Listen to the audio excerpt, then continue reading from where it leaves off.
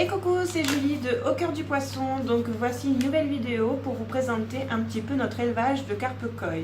Donc comme vous le savez, c'était notre première année. J'ai plein de choses à vous raconter. Donc on est passé de notre sous-sol de 60 mètres carrés à un terrain de 7 hectares avec 30 bassins complètement adaptés pour faire de l'élevage de carpe koi. Le but bien sûr était de nous ouvrir un maximum de portes pour augmenter nos ventes, mais aussi de découvrir un nouvel élevage qui était bien différent de celui de l'eau de mer. Alors cette fois-ci au niveau du montage, je vais essayer de prendre en compte vos avis. Effectivement la dernière fois j'avais mis la musique un peu trop fort, donc je vais faire attention cette fois-ci. Donc quand je suis allée voir les vidéos un petit peu sur un an pour faire le montage, je vous cache pas qu'il y avait un petit côté nostalgique. Vous imaginez pas l'évolution qu'il y a eu entre quand nous avons acheté le terrain et aujourd'hui, c'est énorme. Et en fait, nous, en ayant le nez dedans tout le temps, on s'en rend pas forcément compte. Mais c'est vrai qu'en faisant le montage, là, gros moment de nostalgie avec Vincent, c'était super sympa. Alors bien sûr, je vais pas vous mettre toutes les vidéos que j'ai faites pendant un an sur notre terrain de Montagnac, mais par contre, je vous mets quelques photos et petits passages de vidéos pour vous rappeler des souvenirs. Énormément de choses à faire. Il y avait donc la réparation du BRL. Et voilà, c'est en route. Youhou! Là, on était vraiment trop contents parce que c'était la première fois que l'eau coulait sur le terrain. Bon, ensuite, le curtage de tous les bassins, la mise en beauté du terrain avec bien sûr le débroussaillage, le passage de la tondeuse, ça a été énormément de travaux. Ensuite, il a fallu imaginer une autre façon de couvrir nos bassins pour la protection des prédateurs. Je vous laisse imaginer le nombre de poteaux en bois et le nombre de mètres carrés de filets qu'il a fallu pour couvrir tous nos bassins. C'est impressionnant. Allez, on va rejoindre Vincent maintenant qui va nous faire le petit tour du terrain et nous expliquer en même temps quels ont été nos choix pour cette année. Bonjour tout le monde. Donc là on est sur le site de production des carpe koi. Donc là moi je vais tenter de vous expliquer un petit peu comment on fait pour élever nos petites koi. Donc déjà pour vous présenter un petit peu le site et les bassins. Donc on est situé dans le sud de la France, je pense que maintenant vous devez le savoir. Du coup site sur un sol argileux. On a 32 bassins qui font entre 300 et jusqu'à 1000 m3. Donc voilà, donc c'est bassins naturels, complètement en argile.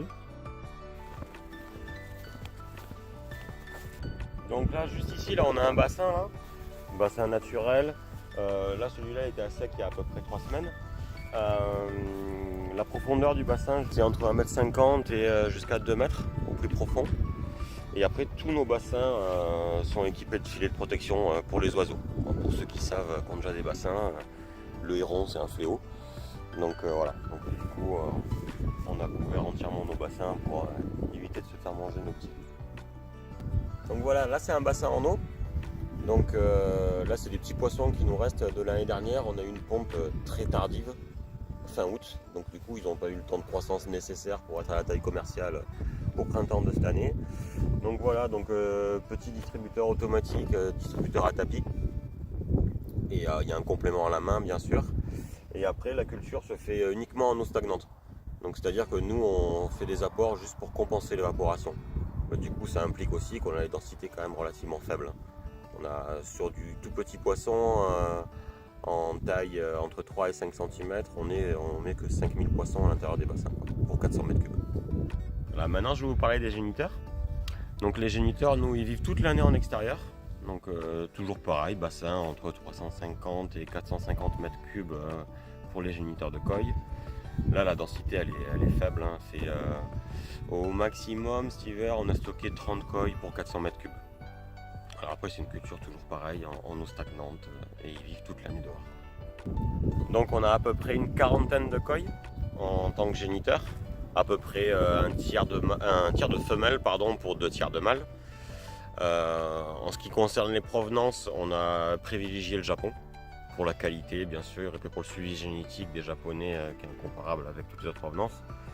Donc on n'a pas réussi à avoir toutes les couleurs chez eux, en tout cas les couleurs que nous on voulait. Du coup on a complété avec de l'israélienne qu'on a sélectionnée, mais qui est quand même de très belle qualité. Et de toute façon dans nos couples il n'y a jamais 100% d'Israël, il y a toujours un petit peu de Japon à l'intérieur. Alors pour nos géniteurs, en ce qui concerne l'âge, donc les plus jeunes c'est des mâles. Donc les plus jeunes qu'on a ils ont 3 ans, donc c'est vraiment du tout jeune mâle. Et après on a des femelles et quelques mâles qui ont jusqu'à 5 ans. Donc voilà, nous on a rentré du 3-4 ans, on a déjà passé une première année. Donc voilà, c'est des poissons qui sont encore en phase de croissance. Donc c'est des poissons pour les... Le plus petit il me semble qu'il fait 43 cm. Donc c'est pas un gros géniteur, c'est un petit mâle de 3 ans. Et notre plus grosse c'est une femelle, une sankei du coup japonaise. Et elle fait 86 cm et elle a que 4 ans. Donc du coup en ayant des jeunes poissons, la difficulté c'était de savoir déjà qui était mâle, qui était femelle. C'était pas forcément évident sur certains, bon, sur d'autres c'était sûr sans problème. Hein. Clairement dès le premier printemps on a vu les femelles gonfler, les mâles qui étaient spermiants. Mais on a eu 5-6 poissons qui étaient pas assez matures et impossible de savoir avec les traits physiques de si c'était un mâle ou une femelle. Du coup on a dû faire appel à un veto qui est venu et qui nous a certifié avec une échographie nos doutes. Donc pour les repros, donc, je vais vous expliquer la technique qu'on a utilisée à 100% l'année dernière. Donc nous ce qu'on a fait c'est qu'on a préparé des bassins où on allait faire l'élevage des larves. Donc là c'est l'élevage extensif complètement, donc on remplit nos bassins un gros 15 jours avant de mettre les géniteurs. Donc là en 15 jours du coup on a un bloom de phyto qui se développe et ensuite d'ozoplancton. Et du coup nous on met nos géniteurs juste à ce moment là, comme ça quand la larve elle éclot, elle a directement à manger. Donc là on fait aucun apport de nourriture, donc là on met juste nos géniteurs en cage. En général on met une femelle pour au minimum 2 mâles. Quand c'est possible, on fait plus. On les laisse pondre, on les retire le lendemain, et après on laisse faire et on attend de voir ce que la nature nous donne. Donc là, pour l'élevage des larves, ensuite, donc on les nourrit pas jusqu'au 7e jour. Donc là, du 3e jour au 7e jour, elles se nourrissent de ce qu'elles trouvent dans le bassin naturellement.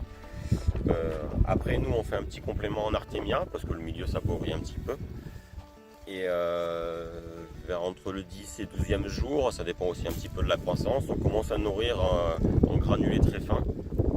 Vraiment très fin, c'est de l'ordre entre 0,3 et 0,5 mm. Et là c'est un nourrissage à la main uniquement pendant au moins le premier mois de leur vie. Ensuite après on met des distributeurs automatiques et on augmente la granulométrie en fonction de la taille du poisson. Donc là après au bout de 2 mois, on récupère tous nos poissons grâce à un filet avec une maille de 2 mm. Et tout est trié à la main un par un. Donc c'est là qu'on met de côté les poissons qui ne seront pas commercialisables. Et c'est là aussi où on les compte pour la première fois. Donc après on les passe dans un bassin qui a été préparé bien sûr avant. Ça nous permet aussi en même temps de renouveler toute l'eau. Et ça c'est une opération qu'on réalise entre 3 et 4 fois sur chaque lot de koi. Donc toutes nos koi sont triées à la main une par une plusieurs fois avant d'être stockées pour l'hiver, pour la mise à la vente sur le printemps d'après. Donc en ce qui concerne les résultats de l'année précédente, donc là on n'a pas fini de compter, donc il nous reste un bassin à finir de recompter parce qu'on a eu un petit peu de perte dans l'hiver naturel. Et du coup on a à peu près 15 000 koi qui ont été en stock cette année. Et du coup pour l'année prochaine on va essayer de modifier un petit peu nos techniques d'élevage, essayer de les améliorer. Donc on va rester sur de la ponte naturelle, on ne mettra jamais d'hormones, on est un petit peu contre. Et du coup on va faire ça en bassin d'intérieur, c'est uniquement pour limiter la prédation en extérieur. Sur les premiers jours en fait on a plein de larves de ditiques ou de libellules qui se régalent avec nos larves de poissons. Et du coup ça nous diminue énormément les survies, quoi. Du coup voilà, le premier mois de vie cette année on va s'essayer en intérieur, juste sur quelques couleurs. Pour confirmer pour l'année prochaine, savoir si on continue sur cette méthode là ou si on reste sur la méthode en bassin complètement naturel. Voilà, et là voici le résultat. Donc là c'est de la koi qui est née au mois de mai l'année dernière. Et là, elles sont calibrées, elles font toutes entre 12 et 16 cm. Donc là, en fait, elles sont sur des bassins en extérieur, où là, par contre, l'eau, elle est filtrée.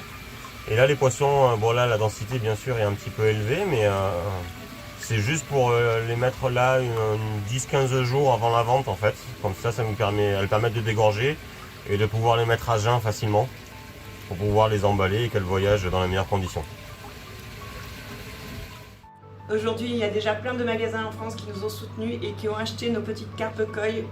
Vous verrez affiché dans leur magasin notre joli poster. Et voilà, c'est déjà fini pour cette petite vidéo. J'espère qu'elle vous aura plu. J'espère que vous avez appris des choses.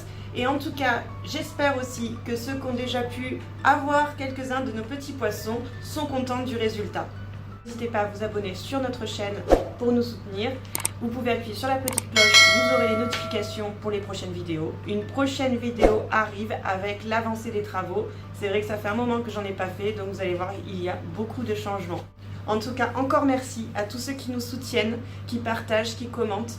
Ça nous fait énormément de bien et ça nous donne de la force. À la prochaine!